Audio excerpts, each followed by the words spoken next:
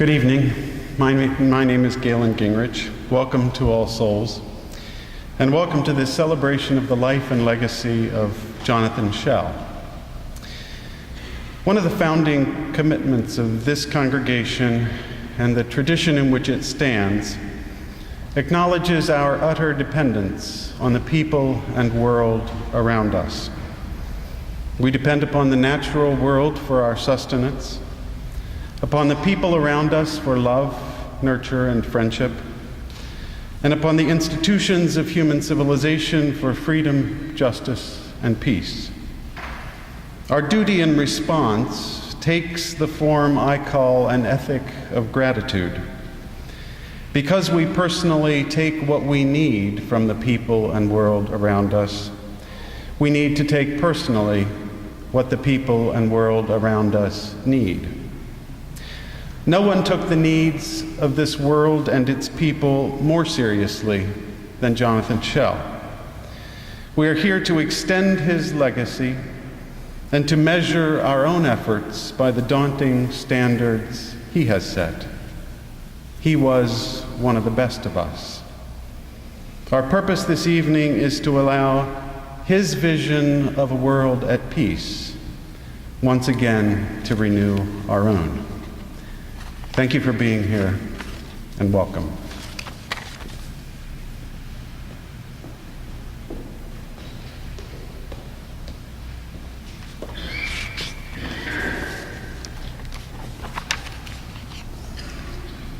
I renounce war, and never again, directly or indirectly, will I sanction or support another.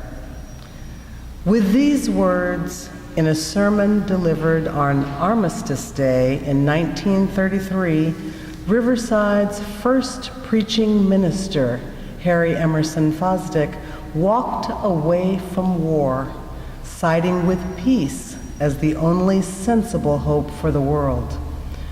His church has stood firmly on the side of peace ever since.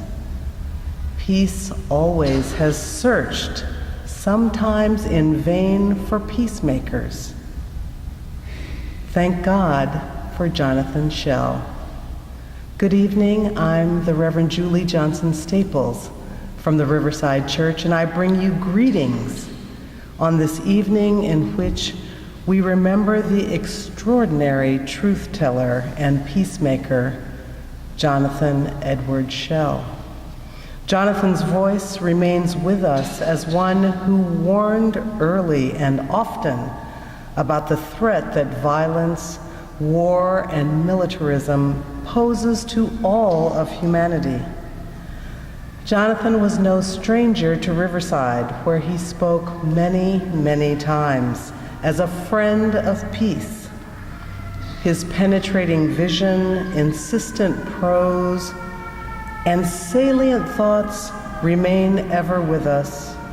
May this evening of memory inspire and point us to a future where we might actually work as unceasingly as did Jonathan on behalf of a world where swords and spears might be supplanted by plowshares and pruning hooks. A world where, as another great Riverside preacher once observed, we change the arms race into a peace race. In welcoming you here this evening, also on behalf of my friends and colleagues on the board of the Peace Action Fund New York, let me leave you with an adaptation of words first spoken by William Sloane Coffin as he announced Riverside's disarmament project in 1978. We too must carry on a lover's quarrel with the world, so that when, like Jonathan Schell, we depart this life, we leave behind a little more truth, a little more justice, a little more peace, a little more beauty than would have been there had we not cared enough about the human race to quarrel with it. Thanks be to our God of peace and justice, and thanks to all of you who have come here this evening to share stories and reminiscences of one who knew peace and one who God knew by name, character, and his calling. God bless you. Shalom, salam, la paz, her ping, peace.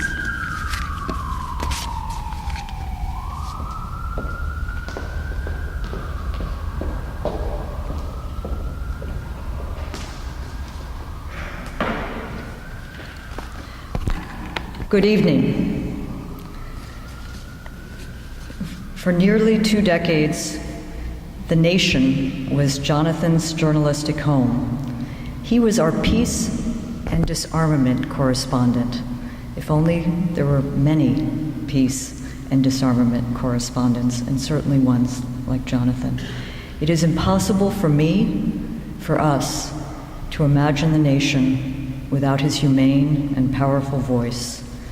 We will miss him terribly. In that spirit, we resolve to carry on his work.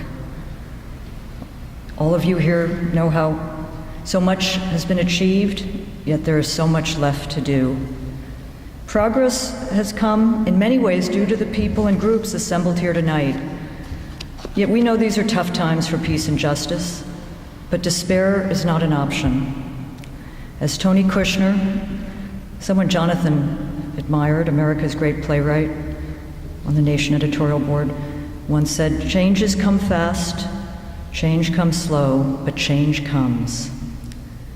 The power and persuasiveness of so much of Jonathan's work came not only from that elegant style, the clarity of analysis, his powerful logic, but also in the enduring belief that there is no idea so powerful as a moral one.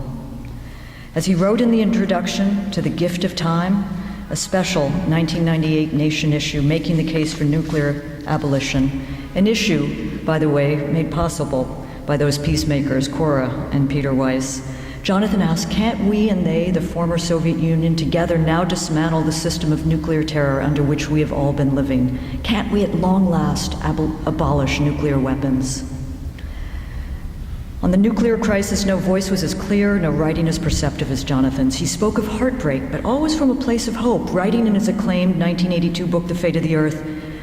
But if once we shook off our lethargy and fatigue and began to act, the climate would change. Just as inertia produces despair, a despair often so deep it does not know itself as despair, arousal and action would give us access to hope, and life would start to mend. Not just life in its entirety, but daily life, every individual life. In the days after September 11th and in the weeks running up to the disastrous invasion of Iraq, a story we see playing out in these days, Jonathan was one of the most thoughtful and independently critical voices to emerge in our culture. In his column, Letter from Ground Zero, Jonathan never lost his bearings, as so many others did, and he ensured we kept ours. For me, as for so many readers, his words provided a sense of sanity at a time of national insanity. In 2002, as the fog of war enveloped our politics and media, I called Jonathan to ask if he would write an open letter to Congress, calling on that body to defend the Constitution and vote against the Iraq War. For me, he was the person who could bring to bear what was needed. We spoke by phone that afternoon for several hours, as I remember. He was teaching at Yale that day. I listened as Jonathan laid out the case against that unconscionable war. And to this day, I have on my desk a copy of The Nation that contains Jonathan's appeal to members of Congress. His words, impassioned, historically informed, an argument aimed squarely against a war that is now almost universally understood to have been a catastrophe. Jonathan called out to legislators, "You are a deliberative body, but you do not deliberate. You are representatives, but you do not represent." And he reminded them of another time, another war. I'm reminded of it listening to the wonderful woman from Riverside.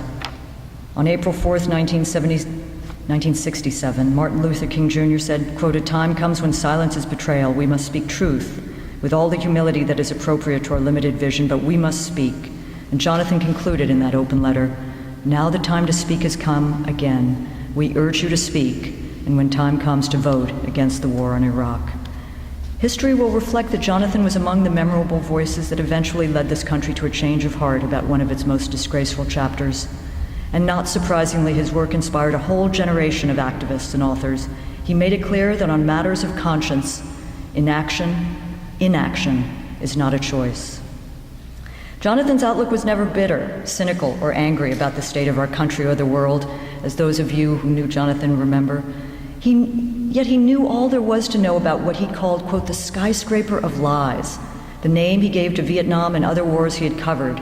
Yet he never lost the quality of the citizen philosopher who believed his readers would find their way if they had all the information necessary to deduce the answer.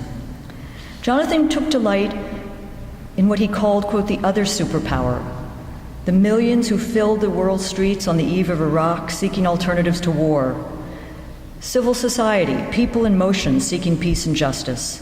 Jonathan understood that lasting power flows ultimately not from the daunting, dazzling, militaristic, or wealthy, but from seemingly powerless people who stop obeying, who dissent, those whom he called the other superpower. Quote, shock and awe, he wrote about the global protests in those dark days, has found its riposte in courage and wonder. In 2002, Jonathan's nation writings on the nuclear issue were honored by Mikhail Gorbachev and his organization, Global Green. It was a moving evening.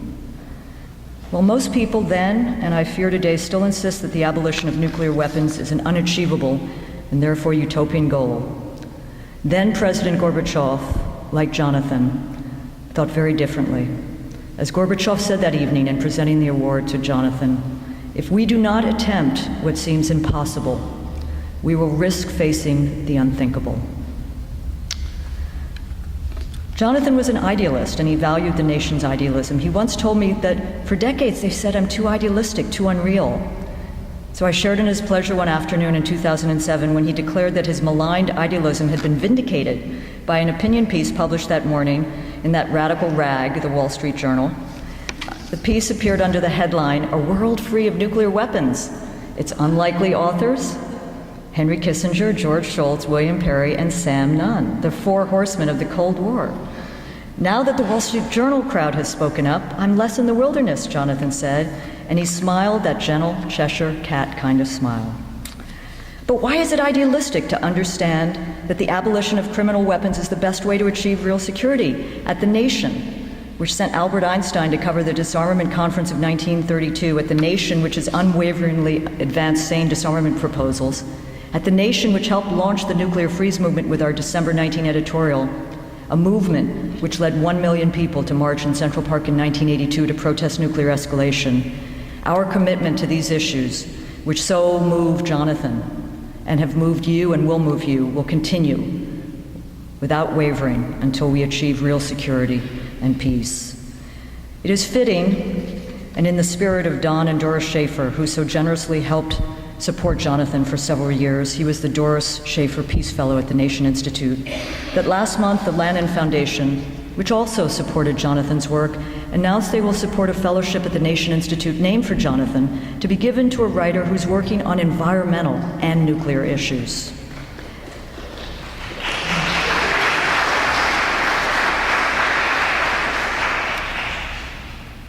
So the work will go on.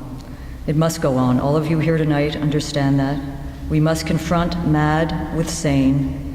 A humane future for this country will depend on how many engaged citizens will emerge from the shadows to carry on that work that Jonathan did so wisely and eloquently. Jonathan died young. There is no consolation in the early passing of a friend. But I will forever be grateful that my time at the Nation overlapped with Jonathan's. He was a political and moral compass for me, my colleagues, and for his millions of readers around the world.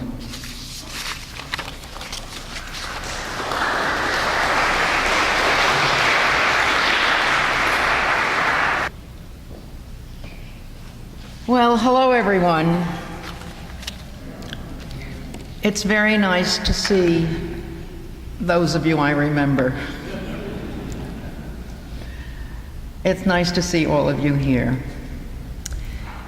32 years ago today, 1 million people from all over the United States and the world gathered in Central Park as Reverend William Sloane Coffin of the Riverside Church, there you are in the back, as Coffin bellowed, "Goodbye, nuclear weapons," and dozens of helium balloons floated to the sky.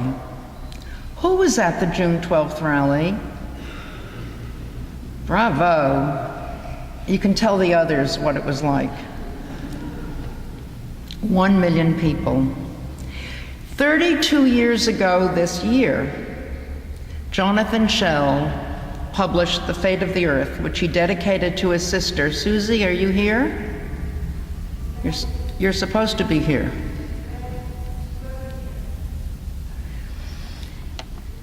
So 32 years ago, Jonathan Schell published The Fate of the Earth, which he dedicated to his sister Susie. The book was called The New Bible of Our Time. Jonathan's books helped millions of people around the world know the danger of nuclear weapons and encouraged their mobilization to do something to abolish them. He once wrote, "We possess the instruments of violence that make it possible for us to extinguish ourselves as a species." He was equally outraged about the humanitarian as well as environmental consequences of nuclear weapons. Jonathan joined the fast for the abolition of nuclear weapons on May 8, 1995 at Isaiah's Wall in front of the UN. He was with the Reverend William Sloane Coffin, Arthur Miller, Robert Benton, and Peter, your name is on that list. You were there, you may not remember. Jonathan in 2007 wrote of the relationship between nuclear weapons and climate change. Global warming and nuclear war are two different ways that humanity threatens to undo the natural underpinnings of human life and all other life. Global warming may help us grasp the real import of nuclear weapons. Climate change could end all life on Earth and destroy the planet. It'll do it slowly. Nuclear weapons will do the same, quickly. That's why those of you, or your moms and dads, who were in Central Park in 1982, must be with your children and friends on the People's March to prevent further climate change, to prevent the apocalyptic results of climate change on September 21, 22 in Times Square this year. It's never wise to second-guess the departed, but I bet that's what Jonathan Schell would tell us to do. And we should carry our signs. Climate change is a threat to peace. A culture of violence is a threat to the climate. Nuclear weapons plus climate change equals the apocalypse. Paul Krugman educates us, quote, "Northeastern states have had a cap-and-trade arrangement for carbon since 2009. Emissions have dropped. Economies have grown faster than in the rest of the country. Environmentalism is not the enemy of economic growth." In his obituary in the New York Times, Jonathan was described as the son of Orville Schell, a lawyer, and Marjorie Bertha, a blank. Marjorie was Moxie to me and her friends because of her moxie. And if you don't know what that is, ask an older person. She often called me to protest Pan American Airlines, which was ferrying weapons, or maybe poppies, to and from Laos during the war in Vietnam. Susie Pearson, Jonathan's sister, reminded me that one night Moxie found herself sitting next to Najib Halaby, the president of Pan Am, and I can imagine their nonstop conversation because Moxie's message was, boycott Pan Am. Orville Jr., Jonathan's brother, wrote to me to say that Moxie was certainly a fighter. Almost single-handedly, he said, she got to Najib Halaby. And, he added, I guess all three of us kids picked up some of her idealistic genes, to which I say, long live genes and DNA. And never let an obituary leave out what your mother did. Imagine even obits are gendered. Jonathan said that nuclear weapons and all wars are wasteful, futile, and shameful. In his book about the village of Ben Suc in Vietnam in 1967, he talked about how we had to, quote, destroy the village in order to save it. And he cited President Nixon, who said that the anti-war movement was a foe more dangerous than the one we were fighting in Vietnam. Think about how really powerful we could be if we married the peace anti-nuclear movement with the climate change movement. What a non-violent force for a sustainable future that could be for our children and grandchildren and theirs. 51 years ago, Pope John the 23rd, I've always told Betty Reardon, who's 85 years old today, happy birthday, Betty Reardon. Betty and I fight about who our favorite popes were. He's mine, for sure. He wrote the Pacem in Terris encyclical, which declared that the arms race should cease and called on everyone to agree on a program for disarmament.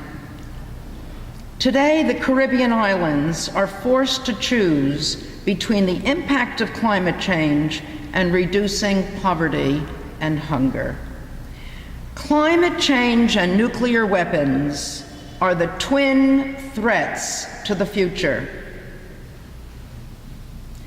Don't forget how successful organized civil society has been, and Katrina pointed that out eloquently. I'm passionate. I love civil society. Nothing better. We persuaded the president to ban atmospheric testing of nuclear bombs in 1963. We got governments to ban landmines. We stopped Congress from voting more funds to pay for the Vietnam War, and the list goes on and on. Now President Obama has called for a 30% reduction in carbon emissions, and he needs civil society to support to make it happen. I urge us to educate ourselves the way women in 1961 educated ourselves about strontium-90 and atmospheric nuclear testing. Read Paul Krugman on June 9, read Thomas Friedman on June 8, read Obama's proposal to reduce carbon emissions by 30%, and read everything you can about nuclear weapons. When women gathered in Women's Strike for Peace, we studied strontium-90. We educated ourselves, and then we went out and educated newspaper editors, because we had a lot of newspapers then. And the president got the message. It took only 2 years to help our fellow citizens learn about the lethal danger of atomic bombs. And the president signed the treaty to ban atmospheric testing. We call it the half-ban treaty. Public opinion works. We are the public.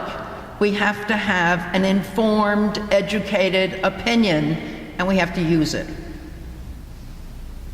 I guess I feel strongly about that. Even the Center for Naval Analyses Military Advisory Board says that climate change poses a risk to national security and acts as a catalyst for global conflict. So no matter what else you do in life, do one thing to help your friends, your family, and congressional representatives know how futile, wasteful, shameful, and apocalyptically dangerous climate change and nuclear weapons are. Nuclear weapons should be abolished. Talk about it, remembering Jonathan Schell's call for the abolition of nuclear weapons. And climate change should be prevented from getting worse. Don't wait to be asked. Ban Ki-moon, the Secretary General of the UN, told the Committee on Disarmament, don't wait, be the first mover. It's an invitation. Be the first mover. So the president did two terrific things this past week. He addressed student loans in a good way, and he called for a 30% reduction in carbon emissions. You may not think that that's enough, but it's more than we had 2 weeks ago, and it's a great start. He needs your support to get these ideas passed as legislation. Do that, and I'll see you on September 21st at the People's Climate March. And I have a feeling Jonathan will be looking down and counting on us.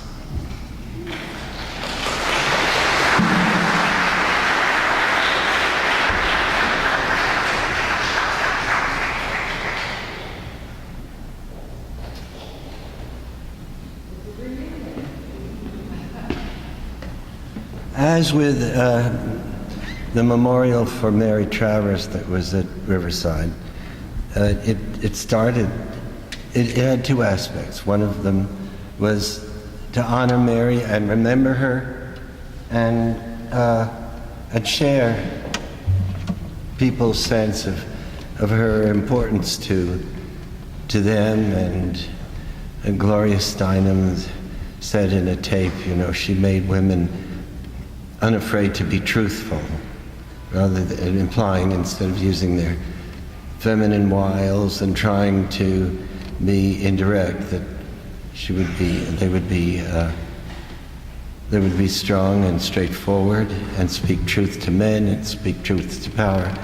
And before long it became like, just as Cora brought us here, it became kind of an organizing gathering. When John Kerry got up to speak about Mary, he said if Mary were here, she'd say, oh, this looks like a reunion of the Nixon's enemies list.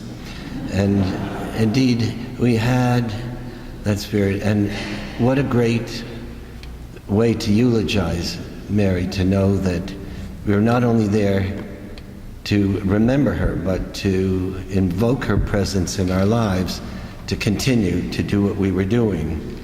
And so it is today that we do that. And I want to do it as well. I had the honor of being with Pete Seeger at the hospital the day that he passed, and his grandson, Kitama, called me up. I was actually at Tel Aviv airport, coming back, having been meeting with some members of the Palestinian Authority, and that's all of the story. And he said, you have to get here right away because Pete only has a day or two left. So I got on the plane and I went right from the airport. When I arrived Katama said, you have to bring your guitar because he wants to hear music. And I walked into the room, and there was Pete with an oxygen mask from here to there, and someone was singing to him. And I got out my guitar, and I knew what to do. And this was a way of surrounding him and ourselves with a great light. And we did that. And I intend to do that on behalf of Jonathan Schell and invoke some of the history that we have shared, we being all of us and Jonathan, in music, because the invocation with words is powerful on so many levels, but music has its own magic. So this is what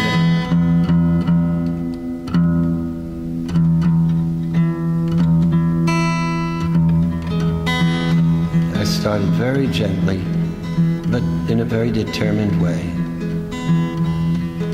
as I am with you. We shall not be moved. We shall not be moved, just like a tree that's standing by the water. We shall not be moved. Black and white together, we shall not be moved. Black and white together, we shall not be moved, just like a tree that's standing by the water. We shall not be moved, young and old together, young and old together, we shall not be moved, young and old together, we shall not be moved, just like a tree that's standing by the water. We shall not be moved. We shall not be moved. We shall not be moved, just like a tree that's standing by the water. We shall not be moved. Gay and straight together, gay and straight together, we shall not be moved. Gay and straight together, we shall not be moved, just like a tree that's standing by the water. We shall not be moved. And for Pete, who became a real fractivist, and for Cora and for the linkage about which she just preached, we are in a church, I think, I'm sure. No more poison fracking, we shall not be moved. No more poison fracking, we shall not be moved, just like a tree that's standing by the water. We shall not be, let me hear you sing it now. We shall not be moved. We shall not be moved, just like a tree that's standing by the water. We shall not be moved.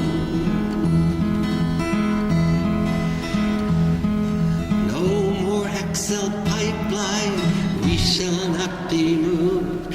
No more XL pipeline, we shall not be moved, just like a tree that's standing by the water.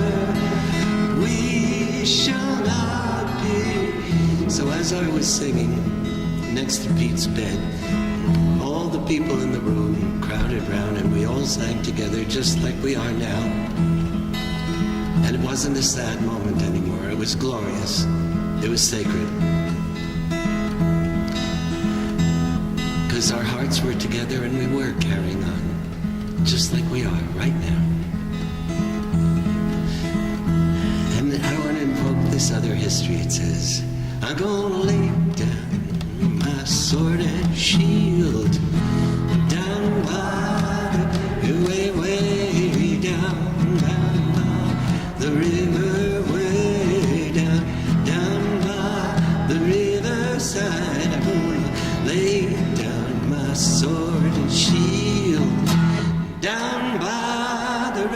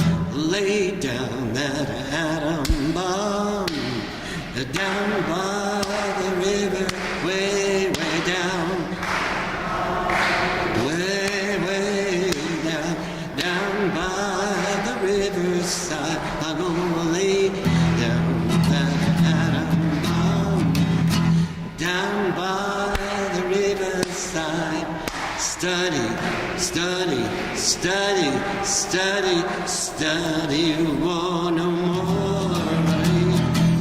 Study war no more. Study war no more. I ain't gonna study. I ain't gonna study war. Study war no more. I ain't gonna study war no more. I ain't gonna study war no more. I ain't gonna study war no more. And we promise you, Jonathan, that's what we're gonna continue to do. We're gonna continue to study war no more. And now I have one last piece to sing. That's kind of a universal anthem of peace.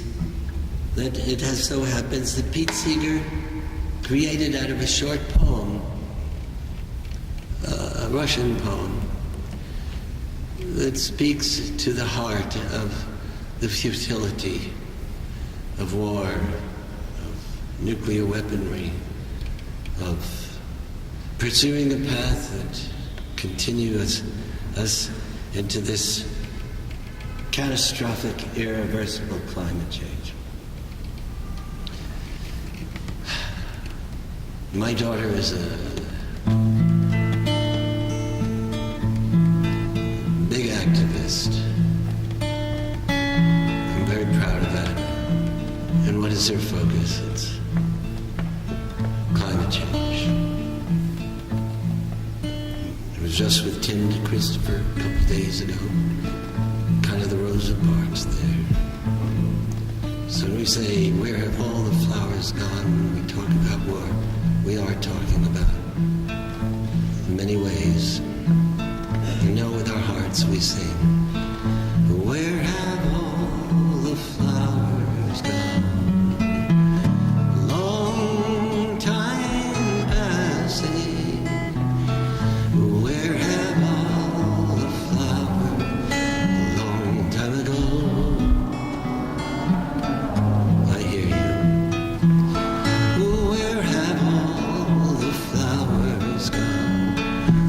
The young girls have picked them, everyone. When will they ever learn? Beautiful. When will they ever learn? Where have all the young girls gone? Where have all the young girls gone? Long time passing. Where have all the young girls gone? Long time ago. Where have all the young girls gone? They've gone to young men, everyone. When will they ever learn? When will they ever learn? And where have all the young men gone? Where have all the young men gone? Long time passing. Where have all the young men gone? Long time ago. Where have all the young men? They've gone to soldiers, everyone. When will they ever learn? When will they ever learn? Now just hum the next verse. Ooh, where have all the soldiers gone?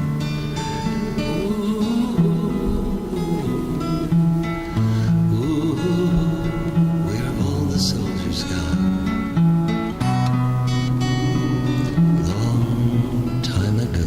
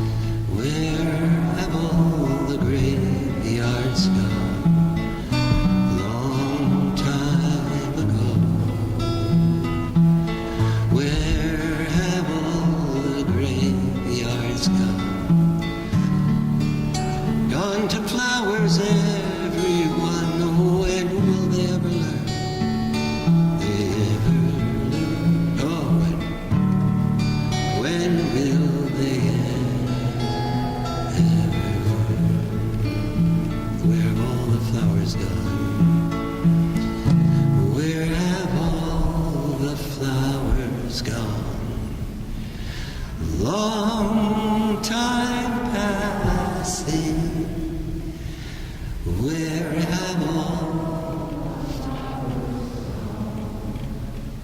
Long time ago,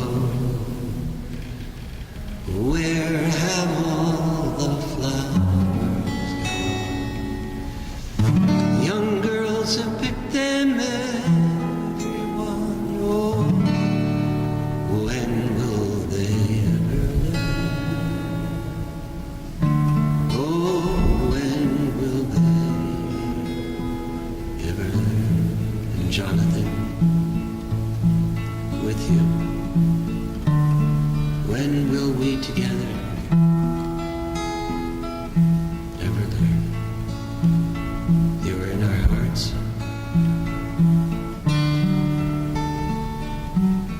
We will carry on.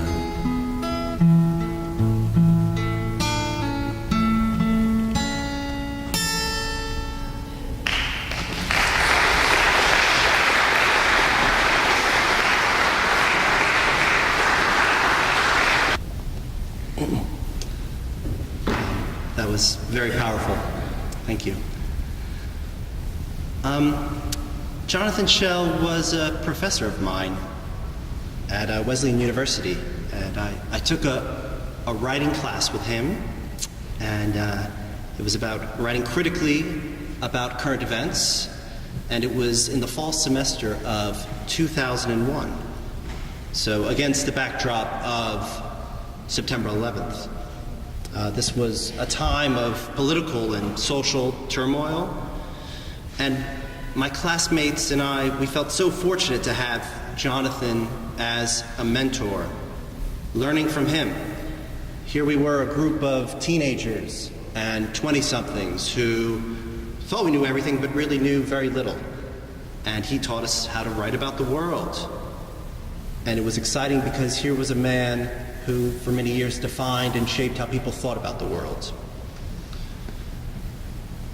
The world mattered deeply to him, and that was clear for him as a teacher. And I think that it mattered to him that we cared about the world as much as he did.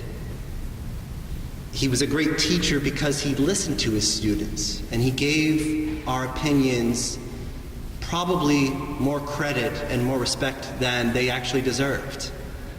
I'll give you an example, and one that sticks with me today. So here we were in the weeks following 9/11, the time of great change, and naturally many of my students and many of my peers wanted to write about the geopolitical ramifications of what was happening and about the catastrophe. And all I wanted to write about was the World Series.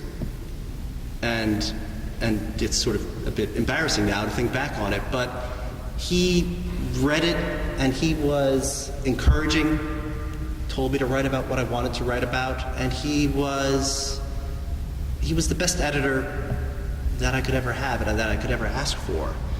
And despite the gravitas and lack of ambition that I sometimes showed, it was important to him that we learned how to do things like structure a sentence and come up with paragraphs that made sense.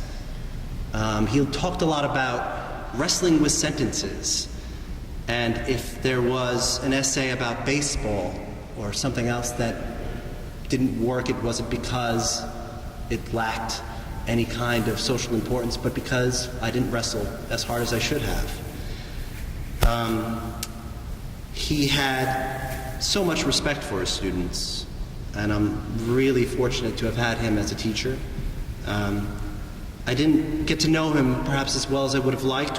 He and I would cross paths occasionally in the years after I graduated, mostly through my grandmother, Judy, who remained friends with him.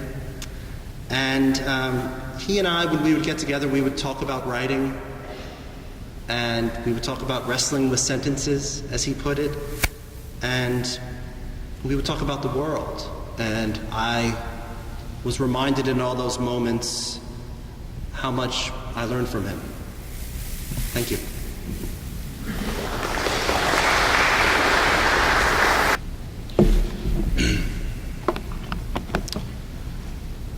I didn't know Jonathan Schell although I have been a foot soldier in many of the movements that he inspired. I'm here to speak as a historian about his place as a major figure in the American radical tradition and how that tradition, centuries old, played out in his and our lives over half a century. Historians think in terms of a few basic concepts. We keep asking about origins. When did something begin?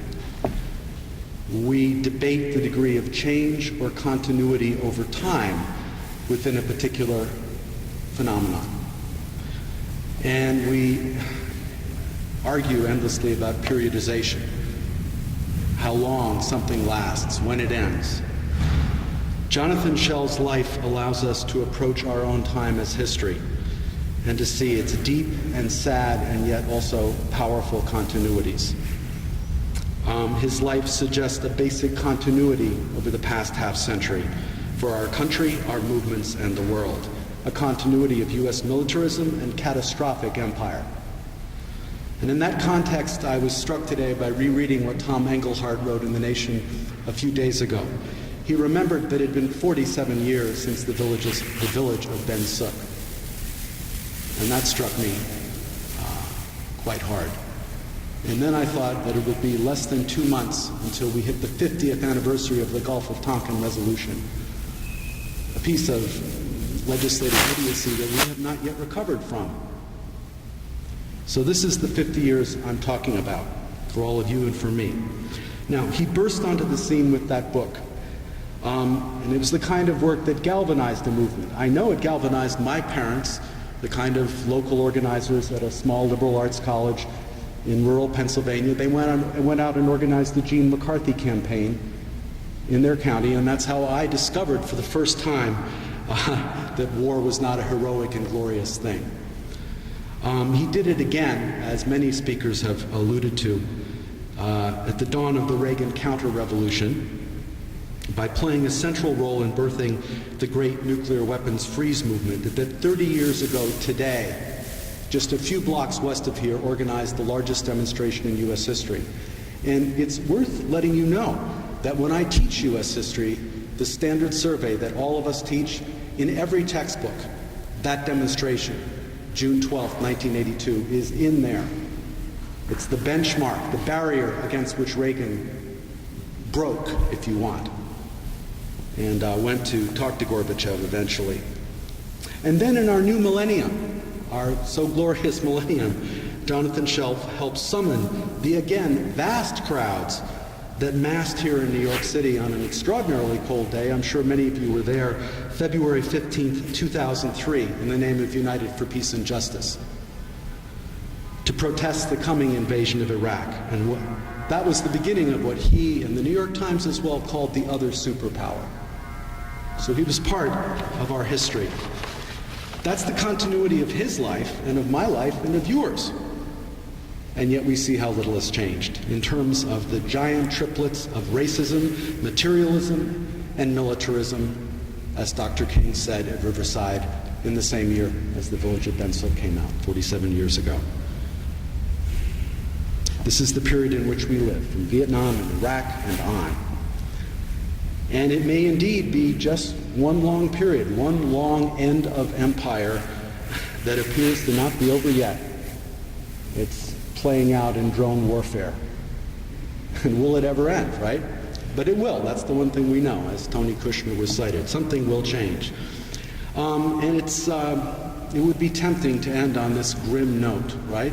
To suggest, well, this has been one long period of mass destruction of our government as the greatest purveyor of violence in the world today. Think of how shocking that is, 47 years later.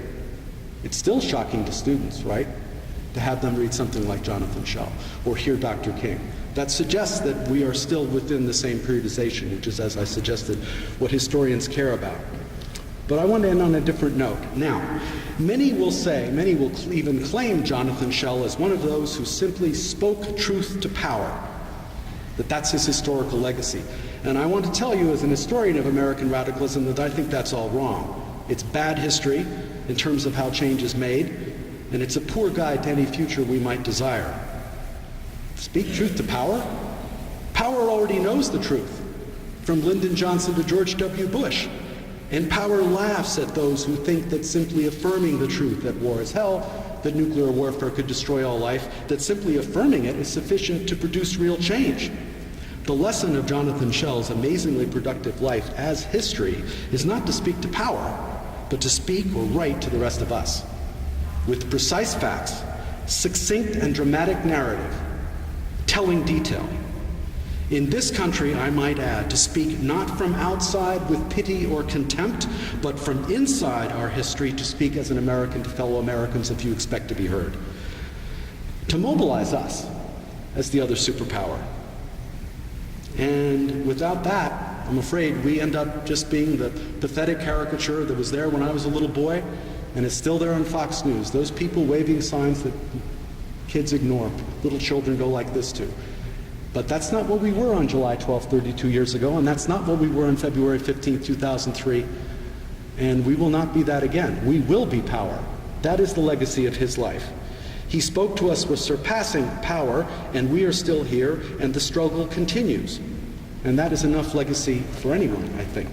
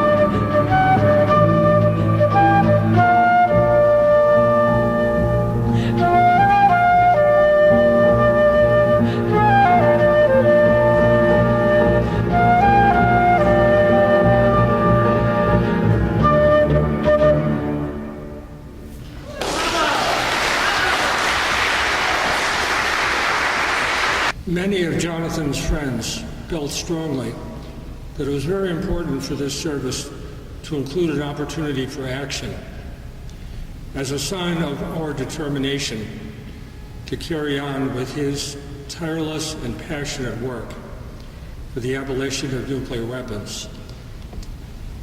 So, as I'm sure you have seen, there are blue postcards included in your order of service asking New York's U.S. senators to vote against funding for nuclear weapons and to vote for increased funding for disarmament and non-proliferation programs. We hope that you will want to sign those postcards before you leave tonight. For people who are committed, as Jonathan so deeply was, to the goal of a world without nuclear weapons, this can be a difficult, perhaps even discouraging time. It's good at times like this to remember that the struggle to abolish slavery took more than 70 years. And during those decades, there were long periods of not only no visible progress, but when things even seemed to be moving in the wrong direction.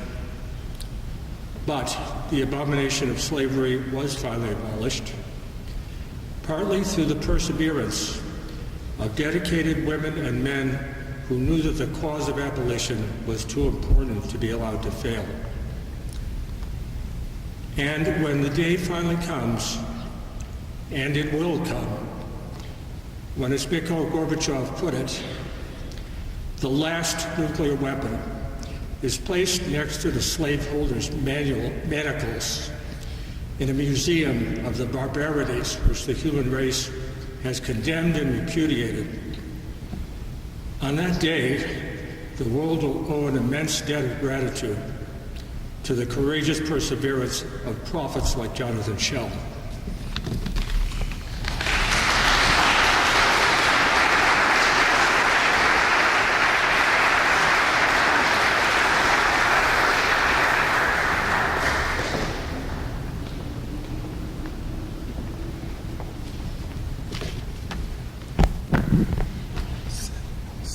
Okay.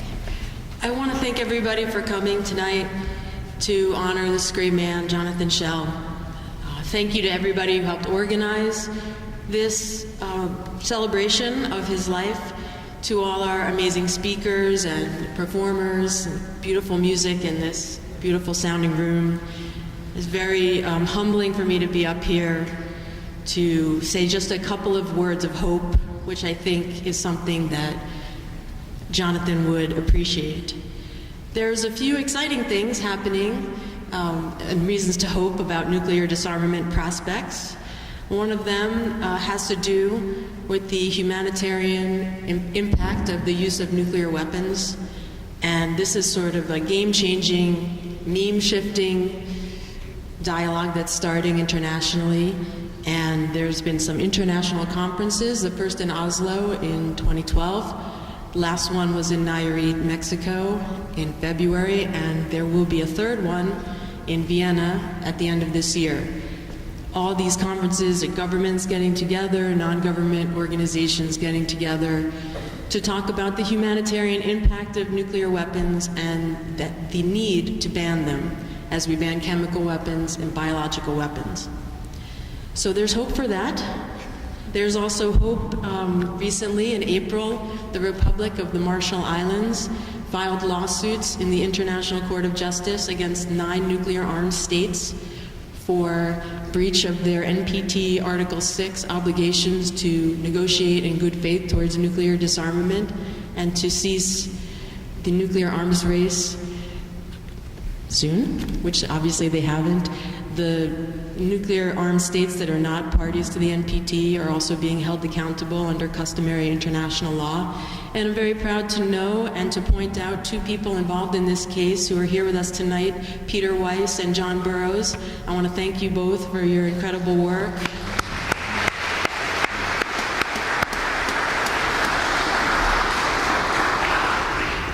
And the Republic of the Marshall Islands has also sued the United States government in federal district court in San Francisco, which is the first time that that has ever happened. A foreign sovereign has brought a suit against the U.S. government. So these are very exciting things. The U.S. government has actually already responded to this lawsuit and has a legal team ready to, I suppose, defend itself. We'll see. It could take years. Nobody really knows how long this is going to take to play out, but I want to encourage everybody to please keep up with the lawsuits. You can do that by going to nuclearzero.org, where there's also a petition you can sign. Also lcnp.org, which is Jonathan and Peter's organization. There's great information there. And you can go to our website, panis.org, for Peace Action New York State, to keep up with all of that and more. Thanks again to everybody for coming and for all your great work. And I want to introduce Jim Anderson, who's our president, to give the final closing remarks.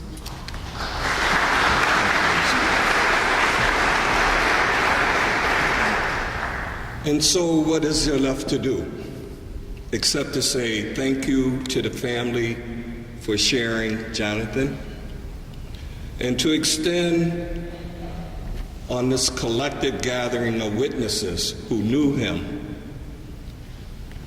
an additional thank you, and to say that it is good that we are here tonight for us to pause in time to honor one who not only walked among us but served well. I rise to thank us all as we together honor such a man who has enriched us all with wisdom, direction, and friendship. Let not your hearts be heavy, for we are surrounded not only by the lyrics and the melodies of peace, but the people of peace. His writings have anchored us. It has envisioned our minds with the way forward, and it has focused our work. He wrote The Gift of Time. The gift of time, we are the receivers of that gift.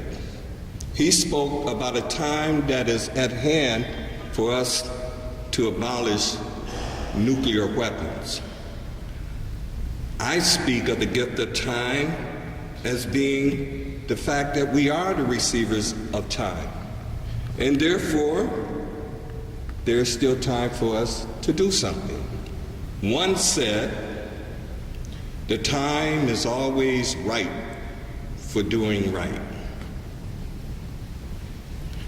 In our time, we can. So I thank you on behalf of Peace Action New York State. I thank you for all the hearts that have gathered here. I thank you for the joy that is in this room, and I thank you for the task that is ahead that we together will accomplish in our time. And I say to you, go in peace, and peace be with you.